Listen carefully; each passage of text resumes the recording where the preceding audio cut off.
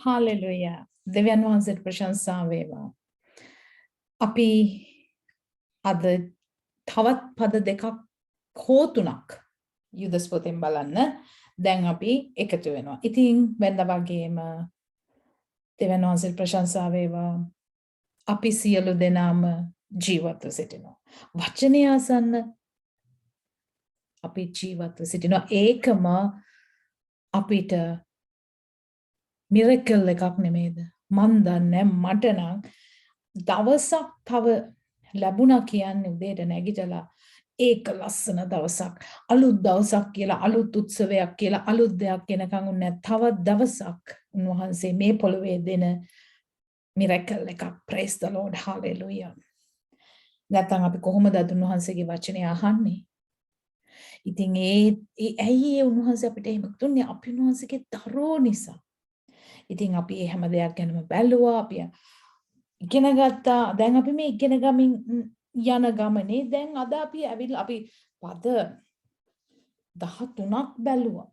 ඔව් 13ක් බැලුවා. දැන් අද 14 15 සහ අපි බලමු 16ටත් යන්න පුළුවන් වෙයිද කියලා. පුළුවන් වුණොත් අපි කරමු. හොඳයි. අපි වෙනද වගේම එහෙනම් උන්වහන්සේට බාර වෙලා අපි ආඥා කරමු. දාබර දෙවි ස්වාමීනි ඔබ වහන්සේට ප්‍රශංසා වේවා. Hallelujah. Praise you, Lord. Praise you. Because you kept us alive. ඔබ වහන්සේ අපව ජීවත් කරවනවා ස්වාමීනි. ඔබ වහන්සේගේ හුස්මෙන් තවත් ලස්සන දවසක් තියලා තියෙනවා. ඕ ස්වාමීනි මේ ලොක්ඩවුන් ඉවර වුණා ස්වාමීනි. දැන් නිදහසේ ගමනක් යන්න ස්වාමීනි එළියට බහින්න ඔබ වහන්සේ අපිට අවස්ථාව උදව් කර දුන්නා. Thank you Lord for opening borders that we were praying and praise you Lord. I was praying oh Swamini අපි ඔබට ආඥා කරා හඬ ගැසුවා ස්වාමිනී borders අරින්න ස්වාමිනී කියලා. ඔව් අද announce කරා borders අරිනවා. ඉතින් ස්වාමිනී ඔබ වහන්සේ අපේ රජතුමා ස්වාමිනී මෙන්න ජේසුනී මෙන්න ඔබ වහන්සේගේ වචනයට අපි සවන් දෙන්න ඉගෙන ගන්න වහන්සේ කියන විදියට වෙනස් වෙන්න කැමති. Lord, we love to change, love to repent, love to learn. Lord, teach us, guide us, change us, show us, lead us. ස්වාමිනී අපට මඟ පෙන්වන්න උගන්වන්න අපිව රැගෙන යන්න ස්වාමිනී. වහන්සේගේ මාර්ගයේ රැගෙන යන්න. වෙන මාර්ගවලට හැරෙන්න දෙන්න එපා ස්වාමිනී. සියලු දෙනාව බාර කරනවා ඔබ වහන්සේගේ ලේවලින් ආරක්ෂා කරන්න ස්වාමිනී. Lord, protect them, seal them with your precious, precious blood and lead them. Everything I surrender in the name of Lord Yeshua, the Messiah, Jesus Christ, our Lord and Savior. අපගේ ස්වාමී වූ යේසුස් ක්‍රිස්තුස් වහන්සේගේම නාමයෙන්. ආමේන්. හොඳයි. මොකද ඇත්ත වශයෙන්ම මේ ලොක්ඩවුන් එකේ ඉඳලා අපි සෑහෙන කාලයක් උන අද තමයි කිලෝමීටර් 15ට වැඩි යන්න පුළුවන් කියලා මේ ලොක්ඩවුන් එක අරන් දැම්මේ. අනේ අපි කොච්චර හිර වෙලා හිටියද?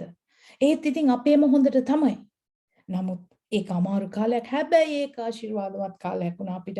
මොකද ඉගැන්වීම් කොටකට පටන් ගන්න පුළුවන් වුණා ඒ නැවතීමේ කාලේ. ඉතින් හැම කාලයක්ම ආශිර්වාදයක් කරගන්න පුළුවන්. මොකද උන්වහන්සේ දෙන දේ අපි ආශිර්වාදය භුක්ති විඳින්න ඕනේ.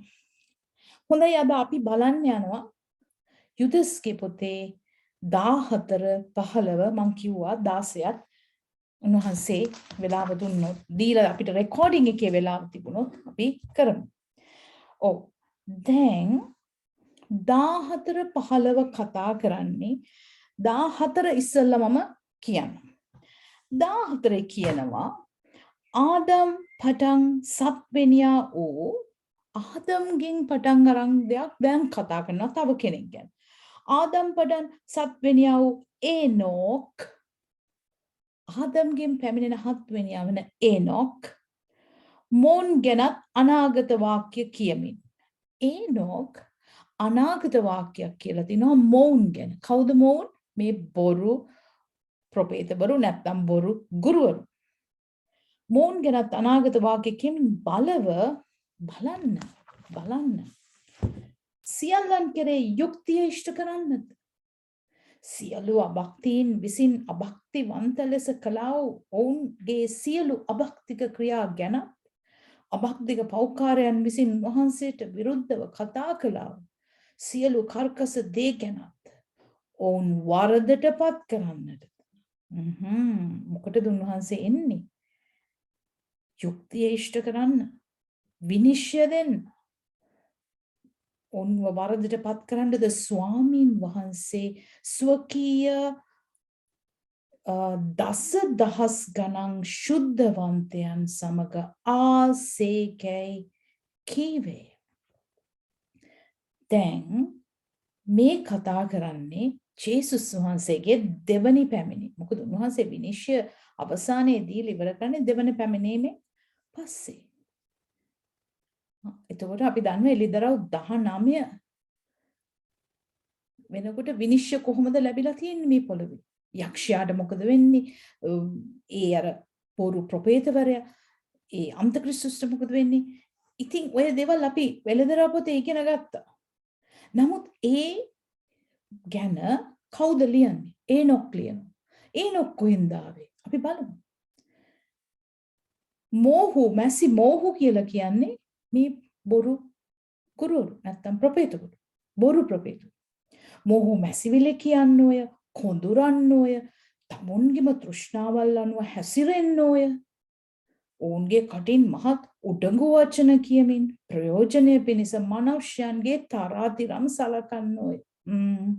අපිට හොඳ වචනයක් මේ අපි අද ජීවත් වෙන ලෝකේ අපි සේවය කරනකොට අපි සභාවල් අතරේ අපිට බොරු ප්‍රොපේතවරයා, බොරු ගුරුවරයා, බොරු එඬේර කවුද කියලා හොයාගන්න මෙන්න මේ පොතේ තරම් ඒගොල්ලන්ගේ කවුද කියලා විග්‍රහ කරලා බයිබල් පද වලින්ම විග්‍රහ කරලා දෙන්නේ. ඉතින් බලන්න මෙතන නැවත කියන මේගොල්ලෝ මොකොදුරනවා. කිසි දෙයකින් සෑහීමකටපත් වෙන්නේ නැහැ. කිසි දෙයක හොඳක් දකින්නේ මේගොල්ලෝ මැසිවිලි කියන්නේ.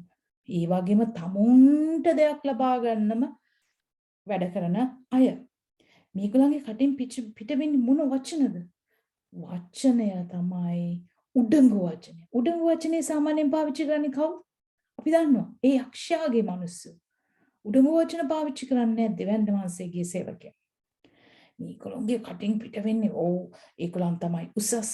ඒගොල්ලන් තමයි සියලු ආලේපලත් අන්න ඒ වගේ උඩඟු වචන කියමින් ප්‍රයෝජනය පිණිස මනුෂ්‍යයන්ගේ තරාතිරම් සලකන්නේ.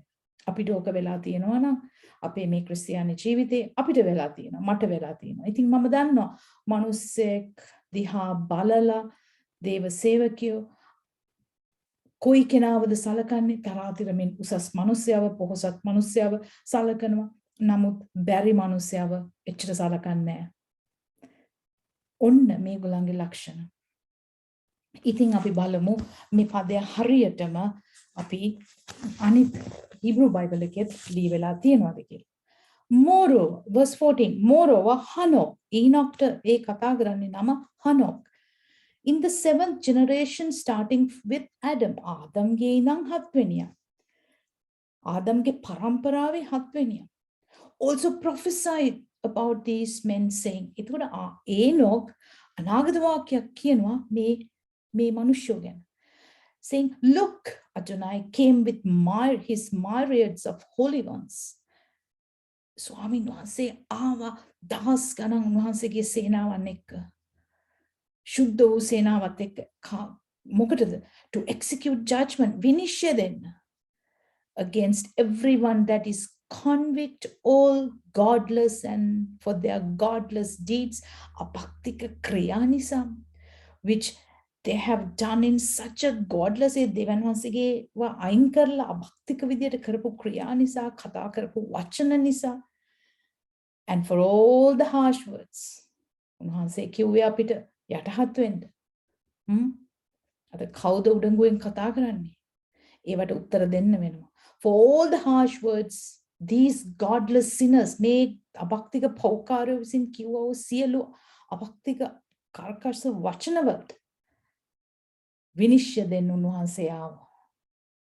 These people are grumblers. මේ මිනිස්සු හැමතිස්සම කොඳුරන, complainers, වැරදි හොයන, අනුන්ගේ වැරදි දකින, වැරද්දම පෙන්නන.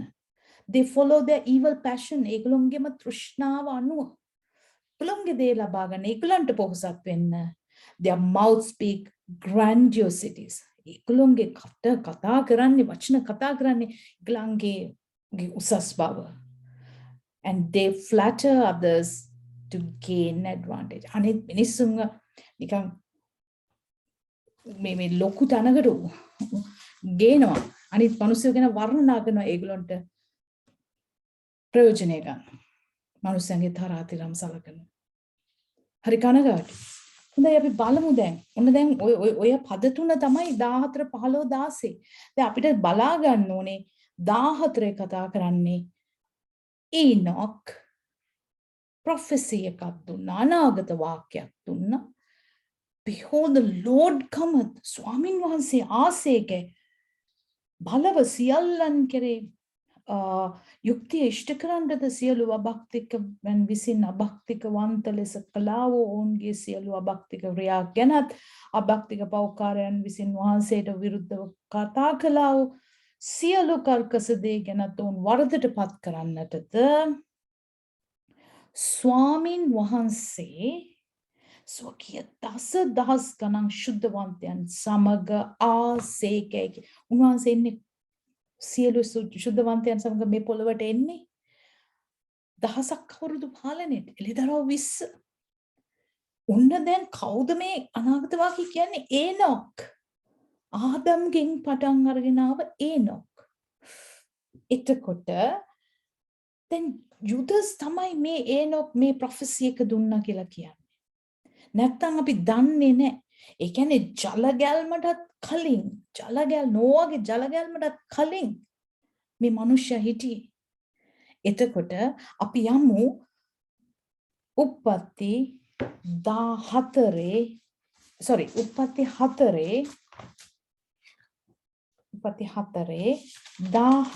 ඉඳන් 22ට. Genesis chapter 4 verse 17 to 22. 17 ඉඳන් 22ට.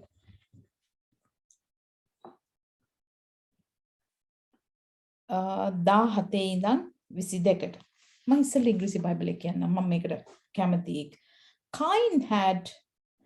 Cain again අපි දන්නවා Cain had sexual relation with his wife. She conceived and gave birth to Hanok. එතකොට Cainගේ දරුවෙක් Enoch. එයාගේ Enochගේ Hebrew නම තමයි Hanok.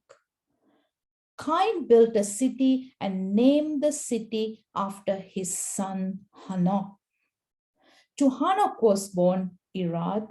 Irad fathered Mikuel. Mikuel fathered Methusael, and Methusael fathered Lamech.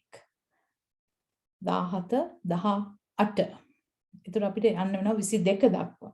ඊට පස්සේ මේ ඒගොල්ලෝගේ පරම්පරාවල් ගැන තමයි කතා කරන්නේ. එතකොට දැන් මෙතන මම දැන් පෙන්වන්න ඕනේ හින්දා මේ ටික කතා කරන්නේ. Lamech took himself 2 wives. ඒතර Lamech wife භාර්යාවල් දෙන්නෙක් හිටියා. The name of the one was Ada, while the name of the other was Zillah. Ada gave birth to Yabel. He was an ancestor of those who live in tents and have cattle. ඔන්න දැන් අපිට මෙතන එක දෙයක් පේනවා. මේගොල්ලෝ සත්තු ඇති කරගෙන සත්ව පාලනය cattle කරා. ඒතකොට මේගොල්ලෝ ඒ ගැන අපි දන්නවා. His brother's name was Yuval, and he was the ancestor of all who play lyre and flute. ඒ කියන්නේ වීණාව, බටනලාව වාදනය කරපු. ඒතකොට මේගොල්ලෝ ඒ දවස්වල ඒ කලාව, ඒ සංගීතය ඒගොල්ලෝ දැනගෙන හිටියා. Zillah gave birth to Tual Cain, who forged all kinds of tools from brass and iron. එතකොට පිත්තල සහ යකඩ වැඩ ඒ කාලේ ඒගොල්ලෝ දැනගෙන හිටියේ. ඒගොල්ලෝ අතරේ තිබුණා. Iron.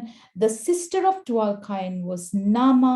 Lamech said to the wives, Ada and Zillah, listen to me. The wife of Lamech, hear what I say. I killed a man for wounding me. අපිට 22 ගාවට ගියාම ඇති. ඊට පල්ලෙහාට අපිට අද යන්න අවශ්‍ය නැහැ. එතකොට 17 ඉඳන් කියන්නේ උන්වහන්සේ ආදම්ට කතා කොට 4:17 sorry කයින් තමාගේ භාර්යාව හැඳින්නේ. භාර්යාව හැඳින්නේ කියලා කියන්නේ භාර්යාව සමග සම්බන්ධ වෙලා නැත්නම් දරුවෙක් ලැබෙන්නේ නැහනේ. ඒක තමයි හැඳින්නේය. එහෙම නැත්නම් ඉංග්‍රීසියෙන් known කියලා කියන්නේ they had sexual relation.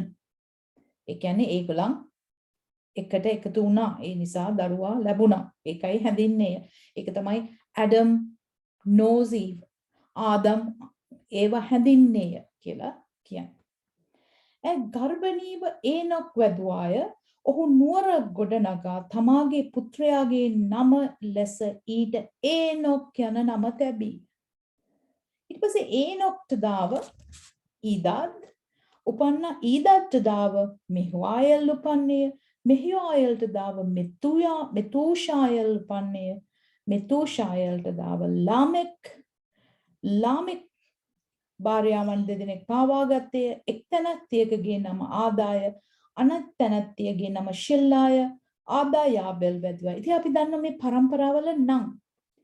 හැබැයි 20 ඉඳන් බලන්න මේගොල්ලෝගේ මේ ශිෂ්ටාචාරයේ මේගොල්ලෝ මේ වාසය කරනකොට මේගොල්ලෝ ජීවත් වෙනකොට මොනවද මේගොල්ලෝ කරපු රැකියාව? ඔහු කූඩාරම් වල වාසය කරන්නා වූ ගෝපාලයන්ගේ පියාය. අපි කියවනර සත්තු ඇති කරා කියලා. සත්ව ගෝවිපල් ඒකේ පියා කවුද? මේ ආදා යාබෙල් වැදුවායේ යාබෙල් ඒ කූඩාරම් වල වාසය කරන්නා වූ ගෝපාලයන්ගේ පියාය.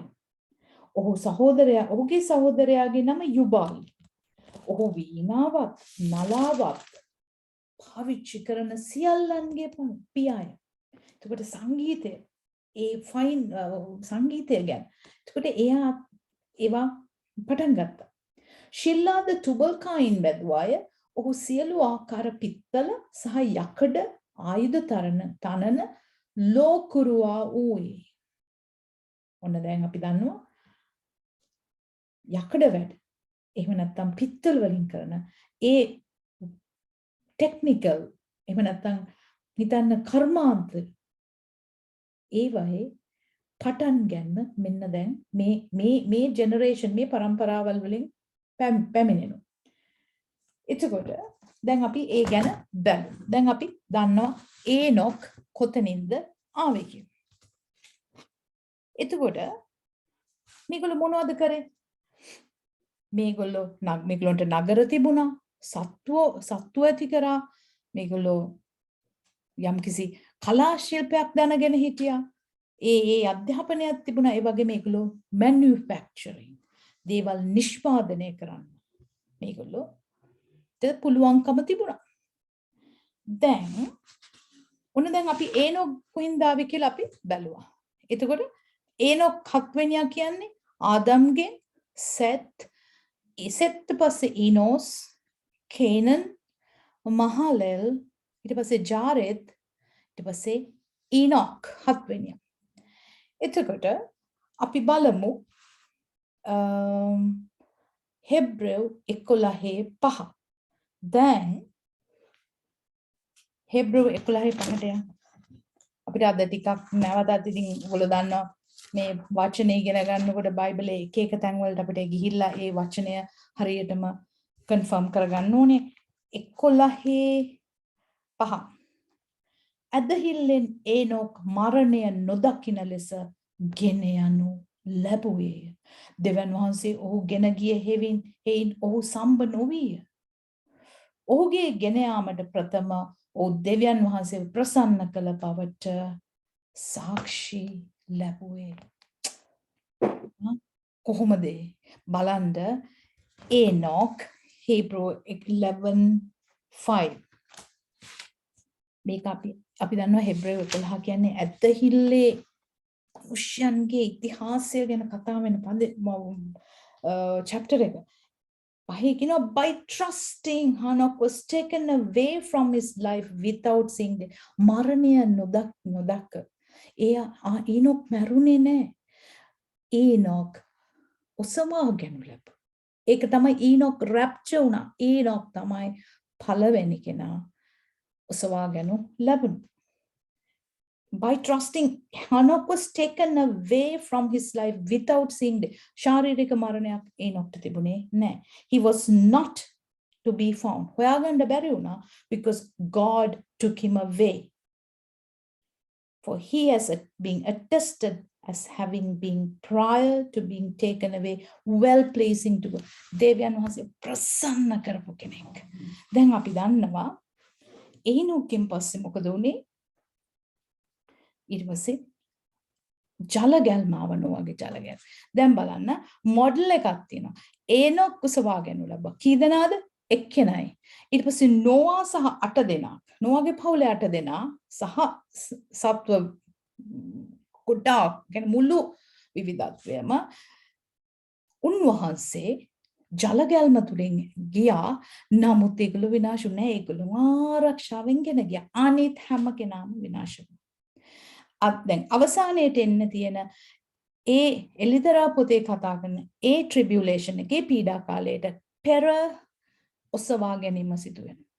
දැන් අපි දන්නේ නැහැ කවුද යන්නේ කවුද නොයන්නේ කියලා. ඔසවා ගැනීම උනාට පස්සේ අපි දැනගන්න වෙන්නේ කවුද ගියේ නැත්තේ. ඒ නිසයි කියන්නේ ඒනොක් ඔසවා ගත්තේ ඒනොක් දෙවියන් වහන්සේට ප්‍රසන්න ලෙස ජීවත් වුණා. ඒනොක් මරණය දැක්කේ නැහැ. නමුත් නොවා සාපවුල ජල මැදින් ගියාට සුරක්ෂිත වුණා. මොකද නොවාගෙන් තමයි එයාගේ දරුවන්ගෙන් තමයි අනිත් ජනගහනය පොපියුලේට් වෙන්න නැත්තම් වර්ධනය වෙන්න මේ පොළොව පුරවන්න පටන් ගත්තේ. දැන් මතක තියාගන්න ආදම් සහ ආබ්‍රහම් මේ පටන් ගන්න. the point එකක්. ආදම් සිට ආබ්‍රහම් දක්වා හරියටම මැද පොයින්ට් එකේ ඒනොක් ඔසවා ගනු ලැබුවා. මිඩ් පොයින්ට් එකේ මැද හරියටම ආදම්ගෙන් පටන් ගත්තම ආබ්‍රහම් දක්වා බැලුවම මැද පොයින්ට් එකේ මැද ලක්ෂයේ මධ්‍ය ලක්ෂයේ ඒනොක් ඔසවා ගනු ලැබුවා. ඊට පස්සේ ආබ්‍රහම්ගේ සිට ක්‍රිස්තුස් වහන්සේ දක්වා බැලුවම ඒ මැද එලියාව එලයිජාව ඔසවා ගනු ලැබුවා. ඔය දේවල් අපිට වැදගත් වෙනවා. එතකොට මේ ඒනොක් කතා කරේ ජල ගැල්මට පෙර තමයි ඒනොක්ගේ අනාගත වාක්‍ය කිව්වේ. දැන් ඒක ගන්නෙ කොහෙන්ද? බයිබලෙන් නෙමෙයි. ඒක ගන්නෙ ඒනොක්ගේ පොතේ. ඒතකොට ඒක බයිබලයේ ලියවිලා නැහැ. නමුත් ඒනොක්ගේ පොතේ ලියවිලා තියෙනවා උන්වහන්සේ ජේසුස් වහන්සේගේ දෙවනි පැමිණීම ගැන. මේ බොරු මිනිස්යන්ව විනිශ්චය කරන වහන්සේ දහදහස් ගණන් උන්වහන්සේගේ ශුද්ධවන්තයන් සමග පැමිණෙනවා කියලා. ඇයි එහෙමනම් ශුද්ධාත්මයන් වහන්සේ යූදස් ලවා මේ පොතේ මේක ලියන්න අවශ්‍ය නිසා. අපේ දැන ගැනීම වෙනස. නැත්තම් අපි දන්නේ නැහැ ජල ගැල්මට පෙර උන්වහන්සේගේ දීමනා තිබිලා ඒනොක් මේ ගැන කොච්චර කාලයකට කලින් ජේසුස් වහන්සේගේ දෙවනි පැමිණීම ගැන කතා කරාද? එතකොට අපි ඒ ගැන දැනගන්න ඕනේ. දැන් යුදස් තමයි ඒ ගැන කතා කරන්නේ. එතකොට ඒ අනාගත වාක්‍ය ගත්තේ ඒනොක්ගේ පොතෙන්. එතකොට අපි දන්නවා එලයිජා මේ අර බාල් අදහන ඒ පූජකවරුත් එක කොහොමද උන්ට විරුද්ධව නැගී හිටියේ? මේ හැම කෙනෙක්ම දෙවියන් වහන්සේ ප්‍රසන්න කරා. ඒ වගේ මේගොල්ලෝ දෙවියන් වහන්සේගේ නොවන දෙයට විරුද්ධව හිටපු අය. ඔන්න දැන් අපි ඒනොක් ගැන සහ ඒනොක්ගේ අනාගත වාක්‍ය ගැන අපි බැලුවා. එතකොට අපි දැක්ක මෙතුසෙලා මරුණම තමයි විනිශ්චය ආවේ. එතකොට එතන ට්‍රැඩිෂන් එකේ කියනවා මෙතුසෙලා මැරිලා දවස් 7කින් තමයි මෙතුසෙලා මැරුණේ ජල ගැල්මට දවස් 7කට ඉස්සෙල්ලා. එතකොට එහෙමනම් අපිට මෙතන දැනගන්න තියෙන්නේ ඊනොක් ගැන. ඊනොක් දෙවනසෙල් ප්‍රසන්න ලෙස ජීවත් වුණා. ඔහු ඔසවා ගන්න ලැබුවා. එහෙමනම් අවසානයේ දැන් එන්න තියෙන දේ ඔසවා ගැනීමට බලාපොරොත්තු වෙන අපේ සභාව කවුරු වගේ වෙන්න ඕනද? උන්වහන්සේ ප්‍රසන්න කරන්න, උන්වහන්සේගේ මනාලය වෙන්න. එතකොට උන්වහන්සේ අපිට එන්න තියෙන පරීක්ෂා පෑන් උන්වහන්සේ අපිව ගලව ගන්න. ඒතර ඊනොක්ගේ ප්‍රොෆෙසි එකේ අනාගත වාක්‍යයෙන් අපිට කොටස් 4ක් ගන්න තියෙනවා. මොනවද? එහෙනම් ස්වාමින් වහන්සේ වන යේසුස් වහන්සේගේ දෙවන පැමිණීම වෙනවාමයි. ඊට පස්සේ කවුද උන්වහන්සේත් එක්ක උන්වහන්සේගේ ශුද්ධවන්තයන්? ඇයි උන්වහන්සේ එන්නේ? විනිශ්චය දෙන්න. ඊට පස්සේ උන්වහන්සේ ආවම මොකද වෙන්නේ? උන්වහන්සේගේ බැටළුවන් සහ එළුවන් වෙන් කරනවා. ඒ ඔසවා ගැනීමට පස්සේ. එතකොට අපි ඒ ටික දැන් පැහැදිලි කර ගන්න. හොඳයි. අපි බලමු ජේසුස් වහන්සේ එනකොට දෙවනි පැමිණීමේදී අපි යන් එළිදරව් 19 එළිදරව් 19 11 ඉඳන් 14 වෙනකම්. එවිට ස්වර්ගයේ ඇරී තිබෙනවා දුටිමි. එළිදරව් 19 11 ඉඳන් 14. එවිට ස්වර්ගයේ ඇරී තිබෙනවා දුටිමි. බලව සුදු අශ්වයෙක් සිටියේය. විශ්වාසය සැබෑයි කියනු ලැබූ තැනන් වහන්සේ ඌ පිට වැඩවුන්සේක. උන්වහන්සේ ධර්මිෂ්ඨකමින් විනිශ්චයත් යුද්ධයත් කරනසේක. උන්වහන්සේගේ පළමුවෙන්මේදී උන්වහන්සේ බොහොම යටහත් පහත් විදියට උන්වහන්සේ ආව ගවලනක ඉපදිලා දැන් උන්වහන්සේ එන්නේ ඇයි? විනිශ්චයට සහ යුද්ධයට. උන්වහන්සේගේ ඇස් ගිනි දැල්ලක්ය. උන්වහන්සේගේ හිසේ බොහෝම කුට තිබේ. උන්වහන්සේම මිස අන් කිසිවෙක් නොදන්නා වූ නමක් උන්වහන්සේට ලියා තිබේ. තවද උන්වහන්සේගේ ලේසිනු ලැබූ වස්ත්‍රයක් කලඳ සිටිසේක. උන්වහන්සේගේ නාමය දෙවියන් වහන්සේගේ වාක්‍යානෝ යයි කියනු ලැබේ. He is the word of God. දැන් එහෙනම් ඒ එළිදරව් පොතේ කියන දේ කවුද කිව්වේ? ඒනොක් පවා අනාගත වාක්‍යයකින් අපිට දන්නලා තිබුණා. ඒක බයිබලේ නැති වුණත් ඒනොක්ගේ පොතෙන් අරන් යුදස් ශුද්ධාත්මයන් වහන්සේගේ දේවානුභාවයෙන් බයිබලයේ සටහන් කරලා තියෙනවා. එතකොට උන්වහන්සේගේ ශුද්ධවන්තයන් සමග එනවා කියලා කියනවා. එතකොට අපි බලමු එළිදරව් අපි 19 නේ දැන් ඉන්නේ. 19 14 අපි බැලුවා. 14 කියමු. ස්වර්ගයේ සිටින සේනාව සුදු වූ පවිත්‍ර සිහින් වස්ත්‍ර හැඳ සුදු අශ්වයන් පිටින් උන්වහන්සේ පස්සේ ගියෝය. හරි ලස්සනයි දැන් මේක වෙන්න තියෙන දේ. එළිදරව් 19 14 1914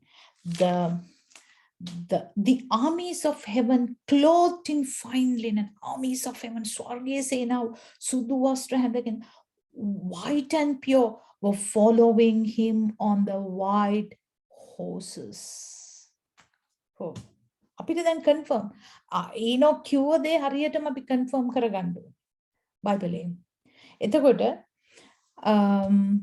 මතේ පොතේ 25:31 බලන්න. මැතිව් 25:31. එම මාක් කරගෙන ඔයගලන් නැවත මෙනෙහි කරන්න.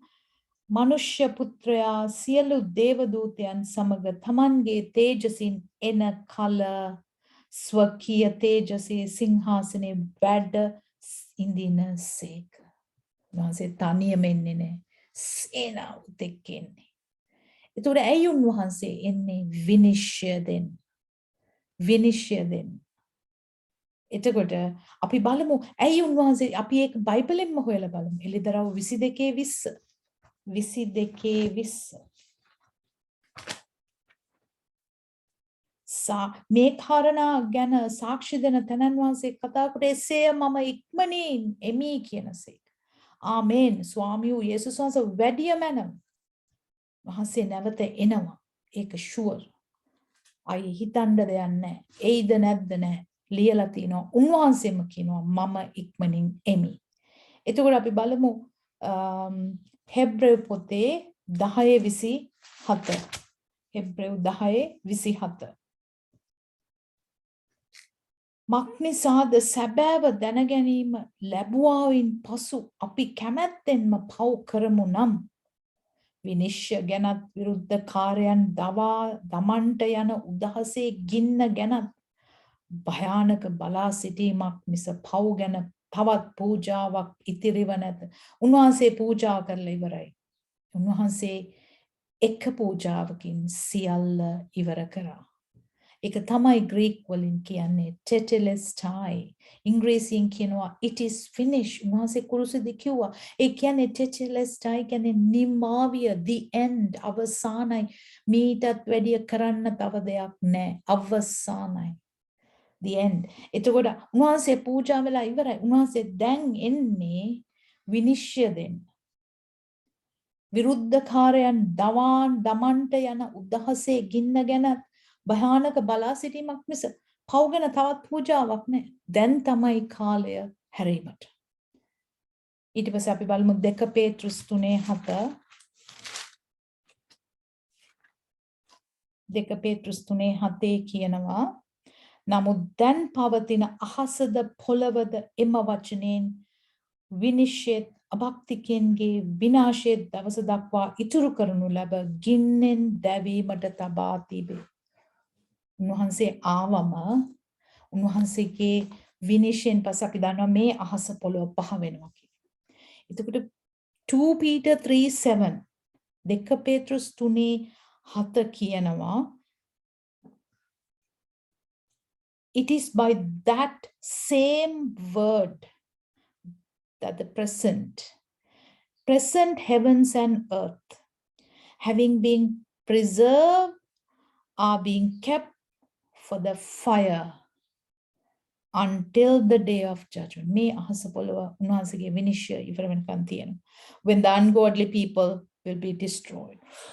භයානකයි. දැන් බලන්න මෙතන 3:7 කියන්නේ නමුත් දැන් පවතින අහසද පොළව.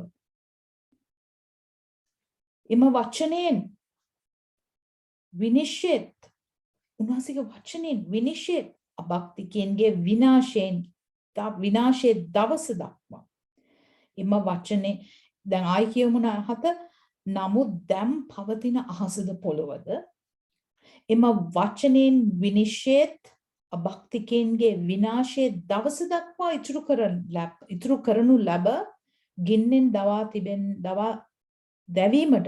දැවීමට තබා තිබේ. විනිශ්චයට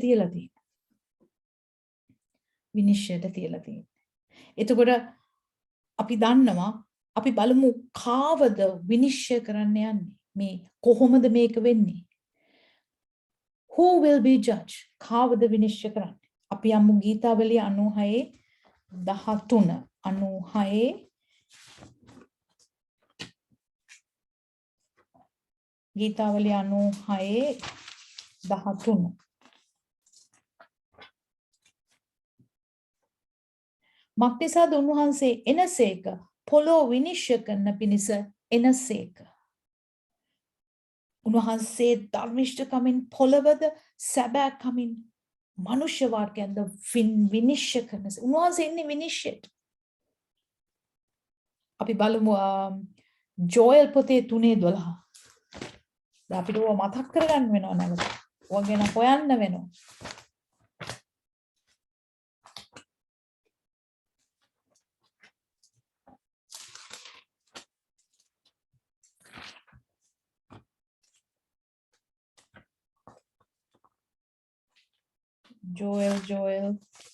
ජෝයල් පොඩි පොතනේ අපි දැන් හොයාගමු ටක් ගාලා.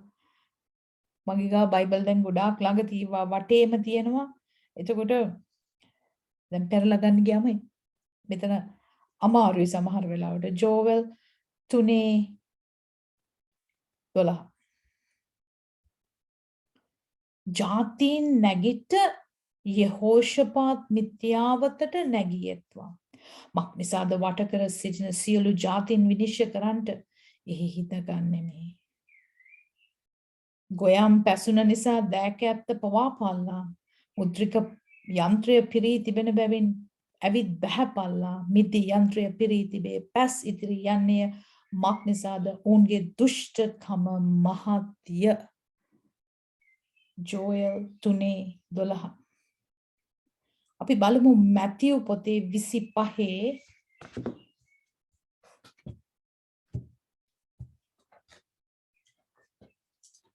මැතිව් 25 32. මැතිව් 25 32. විනිශ්චය දවස් 31 නම කතා කරන්නේ. මනුෂ්‍ය පිත්‍රයා සියලු දේව දූතයන් සමග තමුන්ගේ තේජසින් එන කල ස්වකීය තේජසේ සිංහාසනේ වැඩ හිඳිනසේක. එවිට සියලු ජාතිහු උන්වහන්සේ ඉදිරියට රැස් කරනු ලබන්නේය. උන්වහන්සේ එඬේරකු විසින් එළුවන් කෙරෙන් බැටළුවන් වෙන් කරන්නා මෙන් ඔවුන් වෙන්කොට බැටළුවන් තමුන්ගේ දකුණු පැත්තේද එළුවන් වම් පැත්තේද සිටුවනසේක. මෙන්න උන්වහන්සේ රජතුමා දඩුවම විනිශ්චය දෙන්න. එවිට රජුරෝ තමන්ගේ දකුණු පැත්තේ සිටින්නන්ට කියනසෙක් දකුණු පැත්තේ ඉන්න අයට කියනවා මොනවද? මාගේ පියාණන්ගෙන් ආශිර්වාද ලද්දෙනි වරෙල්ලා ලෝකේ පටන් ගැන්මේ සිට නුඹලාට සූදානම් කර තිබෙන රාජ්‍ය උරුම කරගනිල්ලා. උරුමයට කතා කරනවා දකුණු පැත්තේ ඉන්න බැටළුවන්ට. මක්නිසාද මම බඩගිනිව සිටියෙමි නුඹලා මට කන්න දුන්නේය. පිපාසිතව සිටියෙමි නුඹලා මට බොන්න දුන්නේ. ආගන්තුකව සිටියෙමි නුඹලා මා පිළිගත්තුය. වස්ත්‍ර නැතුව සිටියෙමි නුඹලා මට ඇඳුම් දුන්නේය. රෝගාතුරව සිටියෙමි නුඹලා මා බලන්න ආවෝයයි. හිරගේ සිටියෙමි නුඹලා මා වෙතට ආවෝයයි කියනසේ. ඉක්කල ධර්මිෂ්ඨයන් උත්තර දෙමින් ස්වාමිනී කොයි කලක ඔබ වහන්සේ බඩගිනිව සිටිනවා දැක කෑම දුනිමුද? එතකොට මේගොල්ලෝ අහනවා ස්වාමිනී කවදාද අපි එහෙම කළේ? නොත් පිපාසිතව සිටිනවා දැක බොන්න දුනිමුද? කොයි කලක ඔබ වහන්සේ ආගන්තුකව සිටිනවා සිට පිළිගනිමුද? නොත් වස්ත්‍ර නැතුව සිටිනවා දැක ඇඳුම් දුනිමුද? කොයි කලක ඔබ රෝගාතුරවත් හිරගෙහිවත් සිටිනවා දැක ඔබ ළඟට ආවෙමුදයි කියනවා ඇත. විට රජුරෝ උත්තර දෙනවා. මොනවද කියන්නේ? එවිට රජුරෝ උත්තර දෙමින් සැබවක් නුඹලාට කියමි මාගේ මේ සහෝදරයන්ගෙන් එක්තා කුඩා කෙනෙකුට නොමුත් නුඹලා ඒක කළහුද ඒක කලේ මටයයි කියනසේ. එවිට වම් පැත්තේ සිටින්නන්ට කියනසේ ශාපලත් දෙනි. මා කෙරෙන් පහව යක්ෂයාටත් ඔහුගේ සදාකාල දූතයන්ටත් සූදානම් කර තිබෙන සදාකාල ගින්නට ඵලයල්ලා. ඒතර වම් පැත්තේ ඉන්න අයට මොකද කියන්නේ? සදාකාල. ඒතර කාටද සදාකාල ගින්න උන්වහන්සේ තබලා තියෙන්නේ? ශාපලත් දෙනි මා කෙරෙන් පහව යක්ෂයාටත් ඔහුගේ දූතයන්ටත්. එහෙමනම් යක්ෂයාට සහ යක්ෂයාගේ වැටුණා වූ තුනෙන් එකක් වනේ දූතයන්ට තමයි ඒ ගිනිවිල උන්වහන්සේ තියලා තියෙන්නේ. ඒකට යන්න කියනවා. ඒ කාටද යන්න කියන්නේ? උන්වහන්සේව අවිශ්වාස කරපු අදහපු නැතිය. දැන් මේ මොකක්ද උන්වහන්සේ කතා කරන්නේ? උන්වහන්සේ මේ මගේ කෙනෙකුට උදව් කරා කියලා. උන්වහන්සේ කියන්නේ මගේ කුඩා කෙනෙකුට ඕගොල්ලෝ මේ දේ කරා නම් අද අපි දන්නවා උන්වහන්සේගේ සේවය කරන ඕනෙම කෙනෙකුට බඩගින්නට කෑම දුන්නද ඒගොල්ලෝගේ අවශ්‍යතාවයකට ආශිර්වාදයක් වුණාද යම්කිසි මුදලක් දුන්නද ඒගොල්ලන්ට සේවයක් කරාද ඒ අපි කරා නම් ඒ අපි කරේ ඒ සේවකයා හෝ ගුරුවරයා හෝ ඒ සේවිකාවන් උදෙසා නොවේ ඒ දේ කරේ ජේසුස් වහන්සේ නිසා. මොකද මේ සභාව උන්වහන්සේගේ. උන්වහන්සේ කියන ඕගොල්ලෝ ඒ දේ කරා නම් බඩගින්නට කෑම දුන්නා නම් තිබහට වතුර කෝපයක් හරි දුන්නා නම් ඔගොල්ලෝ මට මගේ කුඩාම කෙනාට කරා නම් ඒ කරේ මට. අද අපි දේව සේවයට කරන යමක් හෝ වේවා දේව සේවකයන්ට කරන උපකාර හෝ වේවා ඒවා උන්වහන්සේ ඒවට අපිට දෙන්න ඕනේ. ඒ විපාකي උන්වහන්සේ අපිට අනිවාර්යෙන්ම දෙනවා. මොකද උන්වහන්සේ දන්නවා ඒක උන්වහන්සේ කැමති දෙයක්. ඒ නිසා දැන් අපි දන්න උන්වහන්සේ ඉන්නේ දඬුවම දෙන්න. දැන් අපි ඒ ගැන කතා කරමු. හොඳයි. දැන් අපි බලමු මැතිව් මේ මතේ පොතේනේ අපි ඉන්නේ. මැතිව් පොතේ 25ට යන්න. දැන් ඇයි උන්වහන්සේ ආවම අන්තිම රිසල්ට් එක මොකද්ද? අවසානයේ මොකද්ද වෙන්නේ? 25ට නැවත යන්න. 25 31 ඉඳන් 46 වෙනකම් අපිට ටිකක් කියවන්න තියෙනවා. 25 31 ඉඳන්. දැන් ඔය අපි දැන් කොටසක් කියවාගෙන ආවා. ඒතර අපි යන්න ඕනේ 46 වෙනකම්. මං 40ට යනකම් කියුවා. 40 කියන්නේ මොකද්ද? එවිට රජුර උත්තර දෙමින් සැබවක් නුඹලාට කියමි. මාගේ මේ සහෝදරයන්ගෙන් ඊතා කුඩා කෙනෙකුට නොමුත් නුඹලා ඒක කළහුද? ඒක කලේ මටයයි කියන්නේ. ඒ නිසා දැන් මතකද සාවුල් වහන්සේ දමස්කස් එකට යනකොට වහන්සේ මුණ ගැහිලා උන්වහන්සේ යනවා සාවුල් අයියෝ මට පීඩා කරන්නේ. සාවුල් බලනවා කාටද? නෑ උන්වහන්සේ කියනවා මගේ සභාවට පීඩා කරනවා කියන්නේ උන්වහන්සේට පීඩා කරනවා. ඒතර සභාවේ කෙනෙකුට උදව් කරනවා කියන්නේ ආශිර්වාද කරනවා කියන්නේ ඒගොල්ලෝගේ අවශ්‍යතාවයකට උදව් කරනවා කියන්නේ උන්වහන්සේට උදව් කරනවා. උන්වහන්සේට උදව් අපේ අවශ්‍ය නෑ. ඒක නමුත් උන්වහන්සේම කියනවා සැබවක් නුඹලාට කියමි මාගේ මේ සහෝදරයන්ගෙන් ඊතා කුඩා කෙනෙකුට නමුත් නුඹලා ඒක කළහුද? ඒක කළේ මටයයි කියනසේ. යම් කිසි දෙයක් අපි කරා නම් ඒ කරේ අපි ඒ සහෝදරයාට සේවකයාට නෙමෙයි ජේසුස් වහන්සේටයි. ඒ විට උන්වහන්සේ වම් පැත්තේ ඉන්න අයට මොකද්ද කියන්නේ? ශාපලත් දෙනි 5 යන. 42 මක් නිසාද මම බඩගිනිව සිටියෙමි නුඹලා මට කන්න නොදුන්නේ. පිපාසිතව සිටියෙමි නුඹලා මට බොන්න නොදුන්නේ. අර ඉස්සෙල්ලා කියපු එකේම opposite. ආගන්තුකව සිටියෙමි නුඹලා මා පිළිනගත්තෝය. වහන්සේ වචනේ අරන් එවනවා පිළිගන්නේ නැහැ. වස්ත්‍ර නැතුව සිටියෙමි නුඹලා මට ඇඳුම් නොදුන්නෝය. රෝගාතුරවද හිරගෙයිද සිටියෙමි නුඹලා මා බලන්න නාවුය උත්තර දුන්නා. කියනසේ එවිට ඕනොත් උත්තර දෙමින් ස්වාමිනී අපි කොයි කලක ඔබ බඩගිනිව හෝ පිපාසිත හෝ ආගන්තුක හෝ වස්ත්‍ර නැතුව හෝ රෝගාතුරෝ හිරගේ හෝ සිටිනවාද ඔබ වහන්සේට උපස්ථාන නොකළමුදයි කියනවා ඇත. එවිට උන්වහන්සේ උත්තර දෙමින් සැබවක් නුඹලාට කියමි මොවුන්ගෙන් ඊතා කුඩා කෙනෙකුටවත් එසේ නොකර සිටියහුද ඒක නොකලේ මටයයි කියනසේ.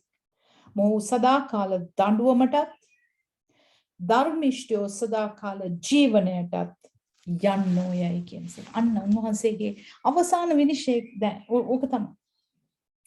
අද උන්වහන්සේගේ වචනය අරගෙන යන වචනය මහන්සි වෙලා ගන්නන වචනය වෙනුවෙන් කැප වෙලා ගුටි කන ඒවා නිසා දැන් අපි බලන්න මේ කොරෝනා කාලේ දේව සේවකයෝ පාස්ටර්ස්ලා අනේ දේව සේවය කරන පාස්ටර් ලේඩි පාස්ටර්ස්ලා මේගොල්ලන් කී දෙනෙක් අසනීපව ස්පිරිතාලවල වල ඉන්නවා. මේ මිනිස්සු ගැන අපි හොයලා බැලුවද? මේ මිනිස්සුන්ට හොයලා බැලුවා වගේම කරන්න පුළුවන් උදව්වක් අපි කරාද? එහෙනම් අපි ඒක කරේ ජේසුස් වහන්සේට. ඒක නොකරද කරේ නැද්ද? ඒ අපි කරේ නැත්තේ ජේසුස් වහන්සේටමයි. ඒ නිසා අපි කරන දේවල් වල විපාක අපිට තියෙන්න ඕනේ. ඒ නිසා ඔන්න දැන් උන්වහන්සේ කියනවා මගෙන් ඔගොල්ලෝ අයින් වෙන්න සදාකාලික විනිශ්චයට යන්න. ධර්මිෂ්ඨයෝ සදාකාලික ජීවනයටත් මෝහු කියන්නේ මේ උන්වහන්සේ විශ්වාස නොකළ අභක්තිකින් සදාකාල දඬුවමටත් යටත්. එතකොට දැන් අපිට පොඩි තව දෙයක් ඉගෙන ගන්න තියෙනවා. මොඩල්ස්, රැප්චර් මොඩල්ස් කියලා. ඔසවා ගැනීමේ කලින් ආව අයව අපේ එක්සැම්පල් උදාහරණ ලෙස තියලා තියෙනවා. ඒතර අපි දැන් ඉගෙන ගත්තා ඊනොක් ඔසවා ගැනු ලැබුවා නෝවාගේ ජල ගැල්මට පෙර. නෝවා ඒ හදපු නැවේ ගිහිල්ලා විනිශ්චය තුලින් ඒ ජල ගැල්ම තුලින් කීසි කරදරයක් නැතුව කියලා. ඒ වගේ තමයි දැන් එන්න තියෙන පීඩා කාලයට පෙර උන්වහන්සේ ෆිලදෙල්ෆියා සභාවට කියනවා පරීක්ෂාවේ පැයෙන් මම නුඹව ගලවන්න තියෙනවා. එතකොට ඊශ්‍රායෙල් මිනිස්යව උන්වහන්සේ සීල් කරන එළිදරව් 7. ඒ අය පීඩා කාලයේ මැදින් ගියට නෝවව ගෙනිච්චා වගේ උන්වහන්සේ සුරක්ෂිතව ගෙනියනවා. අනිත් අය සදාකාල විනිශ්චයට යයි. ඒතර ඕක තමයි මොඩල් එක. දැන් බලන්න ලෝත් ගැන. ලෝත්ව සොදෝමන් ගොමෝරාවෙන් සොදෝම් සහ ගොමෝරාවෙන් එළියට ගෙනාවා. සොදෝම් සහ ගොමෝරාවට විනිශ්චය දෙන්න ඉස්සලා ඒ දේවදූතයවට අත්ින් අල්ලගෙන එක්කන්. විනිශ්චය දෙන්න ඉස්සලා. දානියල් එයාගේ අපි දන්නවා මෙෂෙක් හනනියා අසරියා මේ තුන් දෙනා ගින්න මැදින් ගියා. හැබැයි පිච්චුනේ නැහැ. හතරවෙනියක් ගින්න මැදට ආවා. නමුත් කෝ දානියල්? දානියල් ඒ වෙලාවේ හිටියේ නැහැ. නමුත් දානියල් කියන්නේ නෙබුකඩ්නෙසර්ගේ රාජ්‍යයේ උසස් තැනක් තිබිච්ච නිලධාරියෙක්. ඔහු එතන හිටියේ නැහැ. ඒකෙන් පෙන්වුම් කරනවා දානියල්ගෙන් උසවා ගැනීමත් හනනියා අසරියා මෙෂෙක්ගෙන් ඒගොල්ලෝ පීඩාව තුලින් ගියා. හැබැයි හැරුණේ නැහැ. ඒගොල්ලන්ව ගින්නෙන් මුදා ගන්න හතරවෙනියා වූ යේසුස් වහන්සේ ආවා. පිච්චිච්ච ගඳක්වත් තිබුණේ නැහැ. නමුත් ගින්නට දාන්න ගිය අය පිච්චිලා මැරලා ගියා. ඒතකොට අපි දන්නවා දැන් අවසානයේ ඊශ්‍රායල් දැන් මනාලිය කිව්වම අන්‍ය ජාතීන් විතරක් නෙමෙයි. මෙසියානික් යුදෙව්වෝ ඉන්නවා. ඊශ්‍රායලේ වහන්සේ පිළිගත්ත මෙසියානික් ජූස්ලා ඉන්නවා. ඒතර සභාව ඔසවා ගන්නකොට මනාලිය කියන්නේ Jew and the Gentile. යුදෙව්වා සහ ග්‍රීකයා. යුදෙව්වා සහ අන්‍ය ජාතිකයා. උන්වහන්සේ පිළිගත්ත මනාලිය. ඒතකොට ඒ මනාලිය කියන්නේ යුදෙව්වා සහ අන්‍ය ජාතිකයන් එකට එකතු කරා. හොඳ ඔලිව් සහ වල් ඔලිව් කියලා කියනවා අපි උතන. නරක ඔලිව්. මම දන්නේ ඒක. ඒකට කියනවා wild olive. ඒ ගහට පාස්සලා තියෙන්නේ. එතනින් කොටසක් තමයි උන්වහන්සේ ඔසවා ගන්න. උන්වහන්සේ උපනකම් බලාගෙන ඉන්න අර කන්‍යාවන් 10 දෙනෙක්ගෙන් 5 දෙනෙක් බලන් හිටියා. 5 දෙනෙක් බලන් හිටියේ නෑ. බලන් හිටපු අය ගියා. ගලවතේ තෙල් තිබුණා. ආලේපය තිබුණා. දැනගැන්ම තිබුණා. බලාපොරොත්තුව තිබුණා. දැන් අපි යමු මේ කතාව කතා කරනකොට යෙසායා 26 යෙසායා 26 19 යෙසායා 26 19 ඉඳන් 21ට පද තුනක්. ලෝවැසියෝද නොවැටුනේය. ඔබගේ මලාහු ජීවත් වන්නෝය. මාගේ මලකඳන් නැගිටිනවා ඇත. දූලියේ වසන්නේනි පිබිදී ගී කියාපල්ලා මක් නිසාද ඔබගේ පලා ජාතිවල පිනිමෙන්ය පොළව සහ මලවුන් පිට ඔබ ඒවා බසින්න සලස්වන සේක. මාගේ සෙනග වරෙල්ලා නුඹලාගේ ඇතුල් ගෙවලට ගොස් නුඹලාගේ දොරවල් වසාගෙන කෝපය පහව යනතුරු ස්වල්ප මොහොතක් සැඟවී ඉඳිල්ලා. මෙන්න මක්නිසාද මෙන්න ස්වාමින් වහන්සේ පොළොව වාසීන්ගේ අපරාධ ගැන ඔවුන්ට දඬුවම් කරන්නට තමන්ගේ ස්ථානයේ නික්මී එනසේක. පොළවද එහි මැරුම් කවුන් තවත් වසා නොගෙන එහි වැගිරූ ලේ ප්‍රකාශ කරනවා ඇත. මේ කතා කරන්නේ අවසාන විනිශ්චය ගැන. ඔසවා ගන්නවා. ඊට පස්සේ සෙනගට කියනවා ඇතුළට වෙලා වහගෙන ඉන්න දොර මොකටද? උන්වහන්සේගේ පීඩා කාලේ උන්වහන්සේ අනිත් අයට විනිශ්චය දීලා ඉවර වෙනකන් ඉන්න. ඒ මැදින් ඊශ්‍රායල් ජාතින්ව ගෙනියනවා. කිසි දෙයක් වෙන්නේ නැහැ. උන්වහන්සේ කියනවා පොළොව වාසීන්ගේ අපරාධ ගැන ඔවුන්ට දඬුවම් කරන්නට තමන් වහන්සේ දඬුවම් කරන්න තමන්ගේ ස්ථානයෙන් නික්මිය උන්වහන්සේ ස්වර්ගයෙන් එනවා. ඒක තමයි ඒනොක් අනාගත වාක්‍ය කිව්වේ. ඒක අපි ඉංග්‍රීසි බයිබලෙත් කියමු. මොකද ඒවා හරි වැදගත්. අපි වචනෙන් වචනෙට දැනගන්න ඕනේ.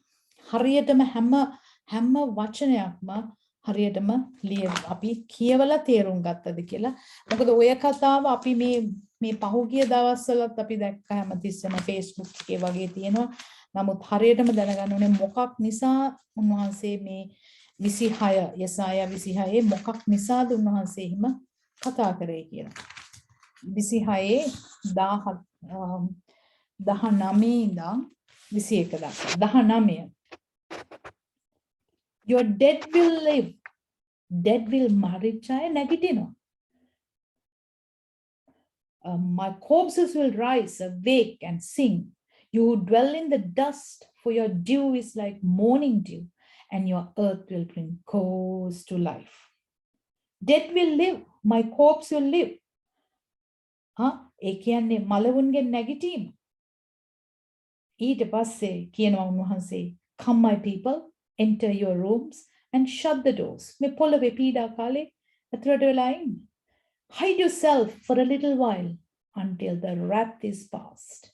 මාගේ උදහස පහවනතුරු ඇතුළට වෙලා ඉන්න. එතකොට දැන් අපි ඒ ගැන බලමු. and උන්වහන්සේ එන්නේ හේතුව කාත් එක්කද එන්නේ මොකටද උන්වහන්සේ එන්නේ ඒ ගැන අපි දැන් කතා කරමු. හොඳයි. දැන් අපි බලමු 16.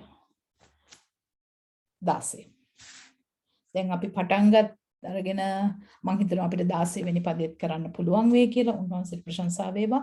16 යුදස් පොතේ 16 වෙනි පදය.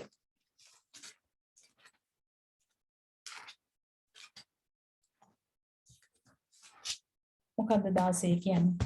මොහු මැසිවිලි කියන්නේ. මං ඉස්සෙල්ලා කිව්වනේ. කිසි දෙයකින් සන්තෝෂ වෙන්නේ නැහැ. සැටිස්ෆයි නැහැ. තෘප්තිමත් නැහැ. කොඳුරන් කම්ප්ලේන් කරන වරද දකින්න. කොයි දෙයක්වත් හරි කියලා කියන්නේ. ඒ වගේම තමුන්ගේ තෘෂ්ණාවල් අනුව හැසිරෙනවා. හරි උඩඟු වචන කතා කරනවා. තමුන්ගේ පිණිස මිනිස්යාගේ තරාතිරම් සලකනවා. මිනිස්යාගේ උස් පහත්කම් වලට ස්ථාන දෙනවා. හරි භයානකයි. සභාවේ ওই දේවල් තියෙනකොට මිනිස්සු සභාවල් දාලා යනවා. සභාවල් වල පාස්ටර්ස් ලගෙන් හරියට එක විදියට සේවයක් ප්‍රේමයක් බැටළුවන්ට ලැබෙන්නේ නැතිකොට ජේසුස් වහන්සේ පේත්‍රුස් කියනවා පේත්‍රුස් උඹ මට ආදරේද මගේ බැටළු පැටව බලා ගන්න පෝෂණය කරන්න මගේ බැටළුවන්ට මාර්ගය පෙන්නන්න එඬේරෝ වෙන්න ඔයගොල්ලෝ නායකයෝ වෙන්න එපා ඔයගොල්ලන් එඬේරෝ වෙන්න එඬේරා බැටළුවන්ට මඟ පෙන්නන බැටළුවන්ව ගගහ එලවන්නේ බැටළුවන්ට වෙන් ආකාරයේ සලකන්නේ හැම බැටළුවම මේ පොළව අපිට අයිති නෑ ඒ හැම බැටළුවෙක්ම අපිත් ඇතුළුව උන්වහන්සේගේ සභාව මොකද උන්වහන්සේ එන්නේ සභාව ගෙනියන්නේ මේ සභාවට අපි යුදස් කිව්වේ යා කවුරු කියලාද වහල්ලෙක් අපිට තරාතිරම් නෑ අපිට උන්වහන්සේගේ රාජ්‍ය අපි හැම කෙනෙක්ම හවුල් මෙහෙකරුවන් උන්වහන්සේගේ මිදිවත්තේ සේවකයන් අන්න ඒක අපි දැනගන්න ඕනේ එහෙමනම් අපිට කොඳුරන්න බෑ අපි දැක්ක කොහොමද මොකද්ද මේ කොඳුරනවා කියලා අපිට ඉක්මනට බලන්න පුළුවන් යොහාන් පොතේ 6ට යන්න යොහාන් 6 ඔක හොඳටම පැහැදිලි කරනවා මොකද්ද මේ කෙඳිරිල්ල කියලා යොහාන් 6:41 එබැවින් ස්වර්ගයෙන් බැස්සා වූ කෑම මමයයි උන්වහන්සේ කී නිසා යුදෙව්වරු උන්වහන්සේ ගැන කොඳුරමින් මෝ ජෝසෙෆ්ගේ පුත්‍රෝ යේසුස් නොවේද අපි මොහුගේ මව්පියන් අඳුනමුව මම ස්වර්ගයෙන් බැස්සෙමි මොහු දැන් කියන්නේ කොහොමද යේසුස් එළිදරව්වක් නැහැ ඒ නිසා ජේසුස් වහන්සේ කිව්ව වචනේ තේරුම් ගන්න බෑ පරණ කිවිසුමේ මේ දේවල් ලියලා තිබුණත් මේගොල්ලොන්ට මේව තේරුම් ගන්න බැරි වුණා. ඊට පස්සේ 6ෙම දැන් අපි 41 නේ බැලුවේ 61 ඉඳන් 66 වෙනකන් අපි බලමු. ගෝලයන්ගේ පසුබට වීම 60 එබැවින් උන්වහන්සේ ගෝලයන්ගෙන් බොහෝ දෙනෙක් ඒ අසා මේක තද කීමක්. මොකද ඊට කලින් උන්වහන්සේ කියනවා මෙන්න මෙහෙම 53 උන්වහන්සේ කියනවා යොහන් 6:53 උන්වහන්සේ කියනවා ඒ නිසා යේසුස් වහන්සේ ඔවුන්ට කියනසේ සැබවක් නුඹලාට කියමි නුඹලා මනුෂ්‍ය පුත්‍රයාගේ මාංශය නොකනවා නම් ඔහුගේ ලේ නොබනවා නම් නුඹලා තුල ජීවනය නැත මාගේ මාංශය කන්නා වූ මාගේ ලේ බොන්නා වූ අයට සදාකාල ජීවනය ඇත දැන් ගෝලයෝ මේක මේගොල්ලන්ට හරියට එළිදරවුනේ නැහැ. දැන් මේගොල්ලෝ මොකද්ද කියන්නේ? එබැවින් 60 එබැවින් උන්වහන්සේගේ ගෝලයන් බොහෝ දෙනෙක් ඒ අසා මේක තද කීමක්. ඒක අසන්ට පුළුවන් කාටදයි කිව්. ගෝලයන් ඒ ගැන කොඳුරන බව යේසුස් වහන්සේ තමන් තුළ දැන ඔවුන්ට කියනසේ. දැන් යේසුස් වහන්සේ ගෝලයින්ට කියනවා. මේක නුඹලාට බාධාවක්ද? එසේනම් මනුෂ්‍ය පුත්‍රයා පෙර සිටිය තැනට නගිනවා නුඹලා දුටුවොත් කිමෙක්ද? ජීවත් කරන්නේ ආත්මය. මාංශයෙන් කිසි ප්‍රයෝජනයක් නැත. මා නුඹලාට කී වචන ආත්මයද ජීවනයද වේ. නමුත් විශ්වාස නොකරන සමහරෙක් නුඹලා අතරේ සිටිති කීසේක. මක් නිසාද විශ්වාස නොකරන්නෝ කවුරුද කියාත් තමුන් වහන්සේ පාවා දෙන්නට සිටියේ කවුද කියාත් යේසුස් වහන්සේ මුල පැටන් දැනගෙන සිටියසේ. උන්වහන්සේ කියනවා කොඳුරනකොට කියනවා අපිට ප්‍රශ්නයක් තියෙනකොට උන්වහන්සේ කියනවා ආත්මෙන් අපිව ගෙන යන්න. ඒ ප්‍රශ්නවලට උත්තර උන්වහන්සේ දුන්නා. අපි යන් ගීතාවලිය 106ට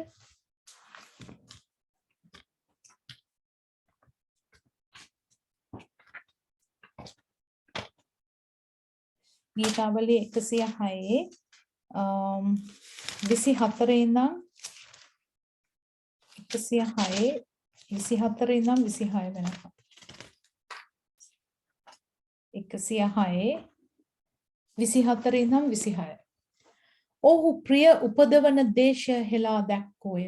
උන්වහන්සේගේ වචනය අදහා නොගත්තෝය. නමුත් තමුන්ගේ කූඩාරම්වලදී කොඳුලෝය. ස්වාමීන්ගේ ශබ්දයට ඇහුම්කම් නොදුන්නෝය. එබැවින් උන්වහන්සේ ඔවුන් වනාන්තරේ හෙලා දමන බවත්, ඔවුන්ගේ වංශ ජාතීන් අතරේ හෙලා දමන බවත්, ඔවුන් දේශවල විසිරෝණ බවත් කියා ස්වකීය හස්තය ඔසවා දිවුලසේක. මේ කතා කරන්නේ අර ඊශ්‍රායල් ජාතිය. ඒ මිනිස්සු ඊජිප්තුවෙන් එළියට ගෙනාවම උන දේ. එතකොට 1 කොරින්ති 10:10ට යනවා. 1 කොරින්ති 10:10ට 10:9 ඉඳන්ම මම කියන්නම් අපි ස්වාමින් වහන්සේ පරීක්ෂා නොකරමු. ඔවුන්ගෙන් සමහරෙක් පරීක්ෂා කොට සර්පයන්ගෙන් නාස්ති වුණා. මේ පෞල්තුමා නැවත කතා කරනවා අර විල්ඩර්නස් එකේ කාන්තාරයේ මොකද වුනේ? ස්වාමීන් වහන්සේ පරීක්ෂා කරන්න ගිහිල්ලා සර්පයන්ගෙන් විනාශ වුණා. නුඹලා නොකොඳුරල්ලා. ඔවුන්ගෙන් සමහරෙක් කොඳුරා විනාශකයාගෙන් නාස්ති වුණා. අපිට කියනවා කොඳුරන්න එපා. එදා එයා එහෙම කළා ඒගොල්ලෝ විනාශ වුණා.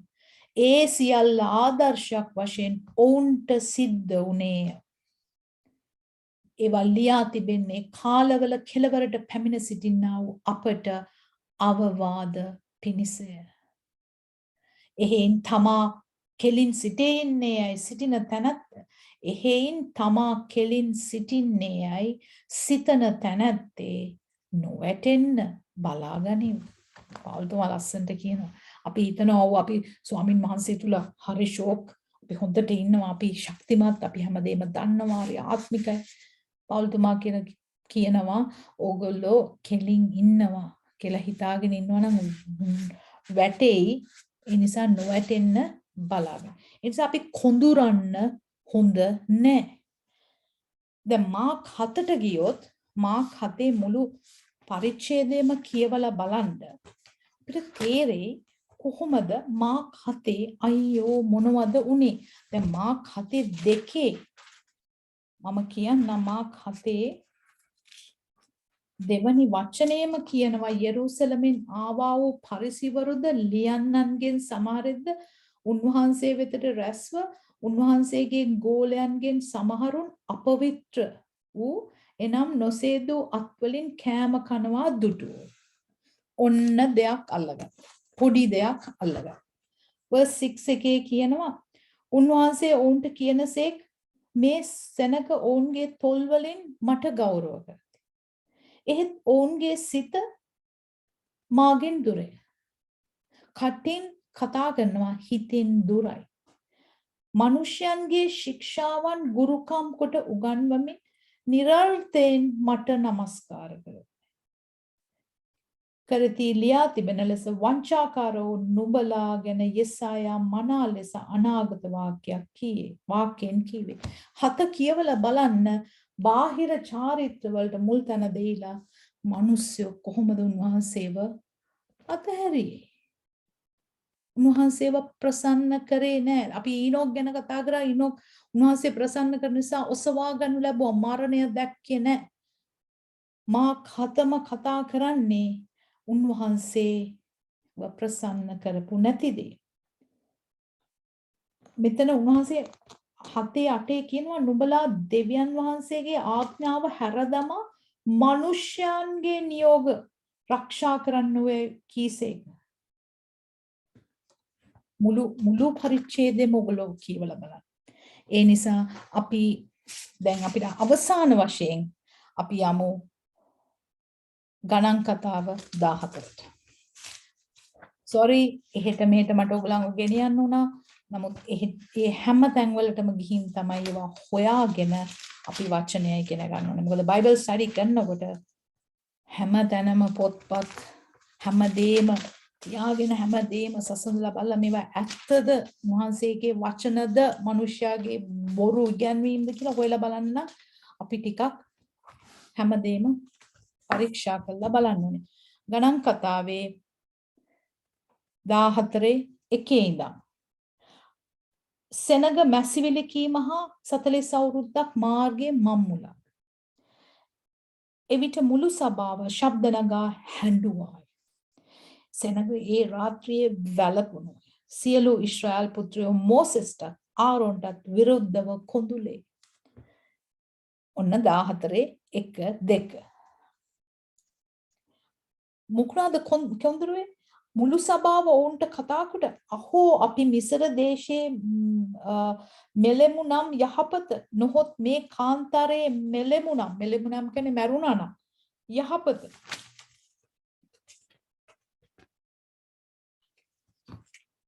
අප කඩුවෙන් වැටෙන පිණිස ස්වාමින් වහන්සේ මේ දේශයට අප ගෙනෙන්නේ මක් නිසා අපේ භාර්යාවන්ද බාලයන්ද කොල්ලයක් වෙනවා ඇත මිසරයට හැරියාම අපට හොඳ නොවේදයි කීවෝය. ඔන්න බලන්න ඒගොල්ලන් කතා කරපු දේව 4 තවද ඔහු එකිනෙකාට කතා කොට අපි ප්‍රධානියෙකුපත් කරගෙන මිසරයට හැරියමුයි කිව්වේ.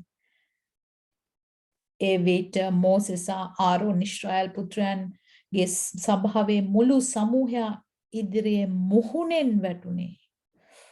දැන් බලන්න මේ මිනිස්සෙන්ව මෙච්චර රතු මුහුද මැදින් ගෙනල්ලා මේ මිනිස්සු මොනවද කරේ? කොඳුරුවා. ආයි යන්න ඕනේ කිව්වා. එතකොට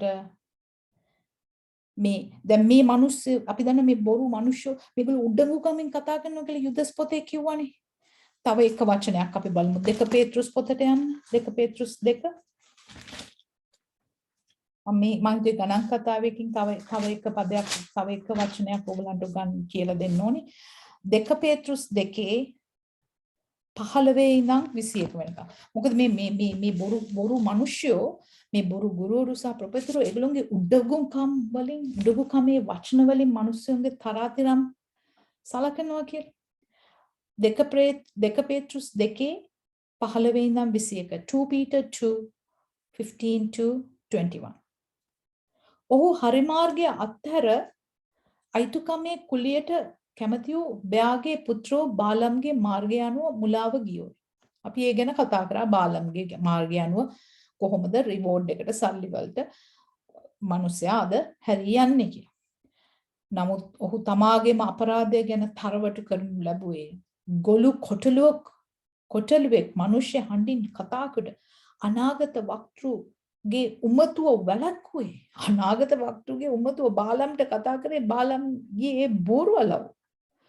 ඔහු වතුර නැති උල්පත්. ඔන්න මේ මිනිස්සු මේ බොරු මිනිස්සු ව්‍යාජ මිනිස්සු ගැන කතා කරනවා. ඔහු වතුර නැති උල්පත්. තද්ද සුළඟින් ගසා යන මීදුම්ය. ඔවුන්ට අන්ධකාරයේ කළුවරකම ඉතුරු කර තබා තිබේ. අන්ධකාරයේ කළුවරකම විතරයි ඒගොල්ලන්ට තියලා තියෙන්නේ. මක් නිසාද ඔහු නිෂ්ඵලකමේ මහත් ආඩම්බර වචන කතා කරමින් ඒගොල්ලන්ගේ කතා කරනකොට එමස් කෙනෙක් කතා කරනකොට හිතන්න මේ මොනවයින්ද කතා කරන්නේ. වරදෙහි වසන්නන් කෙරෙන් යම්තම් ගැලවී යන්නන් මාසේ තෘෂ්ණාවන සල්ලාලකමින් ඇදගෙන. අනේ මිනිස්සයා ගැලවිලා ගියත් ඒ මිනිස්සව නැවතත් ඇදලා ගන්නවා. ඔහු තුමෝම දුෂ්කමේ දාසයන්ව සිටින අතර ඔවුන්ට නිදහස දෙන්න පොරොන්දු වෙයි. මක්නිසාද යමෙක් යමෙකුගෙන් පරාජය වුණොත් ඔහු ඒ තැනැත්තාට වාල්ව සිටී.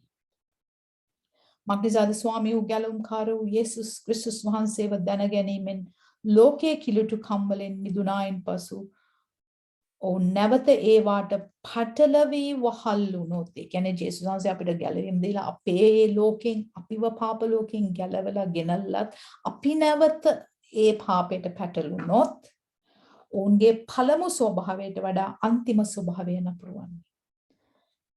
ජේසුස් වහන්සේ අර සුවය දීලා ඒ මිනිස්සයාට කිව්වා පව් කරන්න එපා. ඔයාගේ අවසාන තත්ත්වය භයානකයි.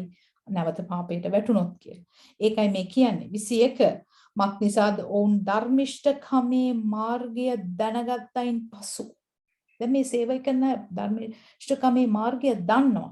ඔවුන්ට බාර දුන් සුද්ධ වූ ආඥාවෙන් හැරී යනවාට වඩා මේ මාර්ගය දැන නොගත්තා නම් ඔවුන්ට යහපත්. ගැලවීමට ආවේ නැත්තම් හොඳයි කියලා තමයි මේ මිනිස්යන්ට කියන්නේ.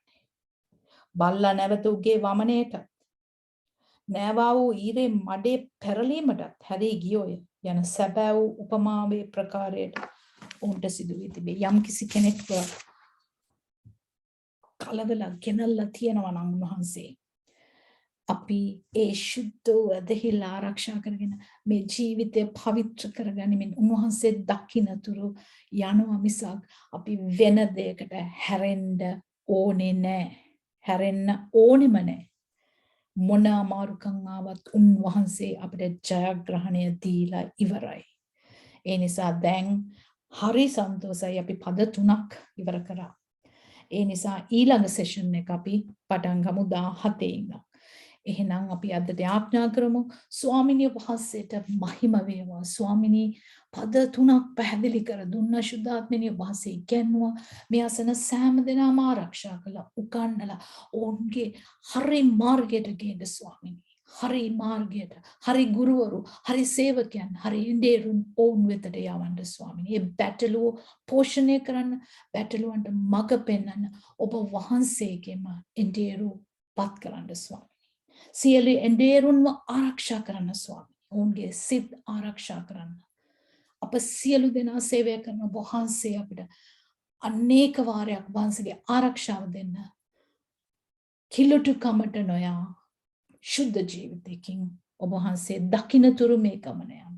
මේ සියලු දේ අප වෙනුවෙන් මරුණ මරණය පරාජය කළ නැගිට ජීවමාන යේසුස් ක්‍රිස්තුස් වහන්සේගේම නාමයෙන්.